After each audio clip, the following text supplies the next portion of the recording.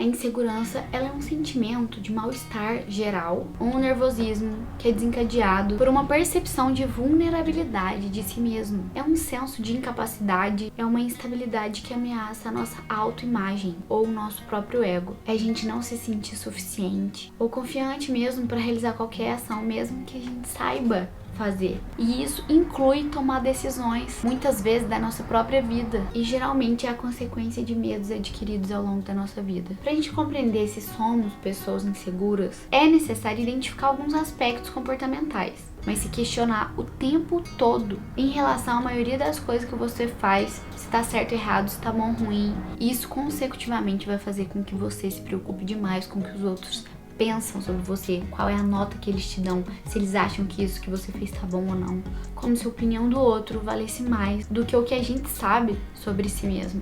E comparação é uma coisa que não ajuda. Isso causa um constante sofrimento. Então por isso que quando a gente detalha como é a nossa insegurança, em que aspecto ela acontece ali, sabe? É sempre um padrão, é sempre com a ex do meu namorado, sempre com a ex do meu namorado eu me sinto insegura. Independente de qual namorado eu esteja namorando, eu tenho segurança em relação à ex-namorada dele. Se isso for um padrão e sempre acontecer, a gente tem que destrinchar isso aí. Porque com certeza a gente vai conseguir compreender os nossos traumas. Porque em algum momento isso da nossa vida ficou crônico. Que é difícil de se curar sozinho, é difícil da gente compreender por que volta.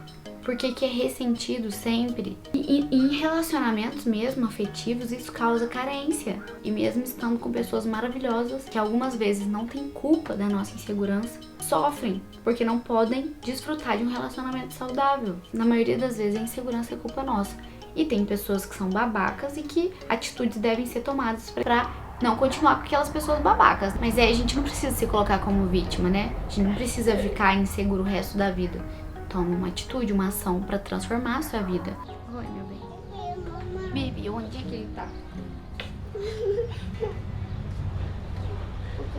Pra quem chegou agora, meu nome é Thais Maciel, sou jornalista e mamãe. Se esse conteúdo te auxiliou de alguma forma, lembra de se inscrever no canal, de deixar seu like. Insegurança no trabalho também ela é muito comum, como se o outro profissional da mesma área que eu sempre fosse melhor. Ele sempre tem ideias melhores, ele sempre executa melhor, fala melhor. É como se a gente pensasse negativamente de si próprio o tempo todo.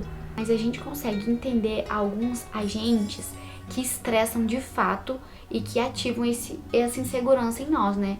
Que, por exemplo, a gente tá num ambiente extremamente competitivo no trabalho, com muita cobrança e autocobrança de forma excessiva, muitos prazos pré-estabelecidos, então você tem que dar conta daquilo naquele determinado tempo.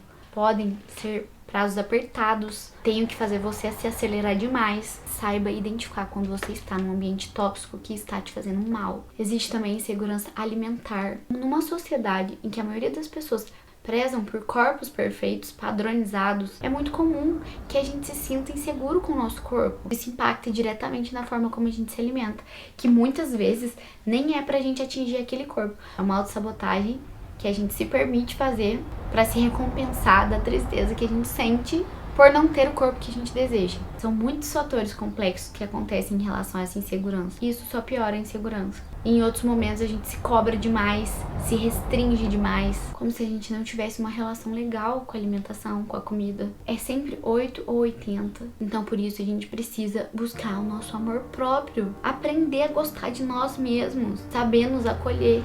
Isso faz toda a diferença na nossa confiança.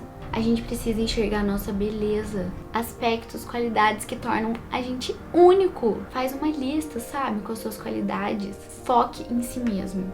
Tem uma frase que eu li uma vez e eu nunca mais esqueci. Quem vive a própria vida tem mais vida vivida. É importante que a gente dê atenção pro que tá acontecendo na nossa vida e não só na vida alheia, sabe? E hoje, com o nosso vício em redes sociais, na maioria das vezes, a gente se perde nisso. A gente não se permite viver a própria vida, dar atenção pras pessoas que estão na nossa frente. Então foca nos seus objetivos e tenta evitar ao máximo ficar se comparando. A gente se permite focar nas nossas experiências como indivíduo, nos nossos pontos fortes, no nosso potencial. A gente dá mais energia pro que é nosso. Isso é uma das coisas mais revolucionárias que a gente pode fazer pela nossa vida. Dar atenção pro que é nosso e fazer por nós uma coisa que só nós podemos fazer, que é ter hábitos saudáveis, se respeitar, se acolher. É um exercício diário. Lembra disso, evita se culpar. É comum sentir culpa quando a gente passa por uma situação ruim. Isso acontece porque a gente fica remoendo aquela frustração, né?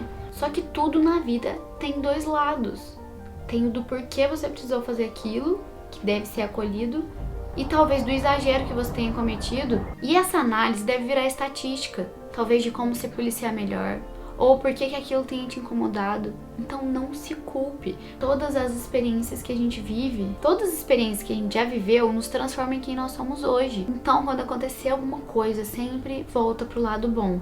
Isso não significa não pedir perdão quando for necessário, mas é saber se desculpar também. Esteja disposto a encarar os riscos. Quanto mais uma pessoa insegura expõe seus projetos, ideias, pensamentos, mais ela vai internalizar a autoconfiança. E isso melhora inclusive a autoestima. Praticar alguma atividade física ou artística que estimule a se expressar melhor. Yoga, pintura, dança, teatro, canto, é como se fosse uma habilidade que você desenvolve para se expressar melhor. Através dessa coragem constante, a gente vai se tornando mais seguro.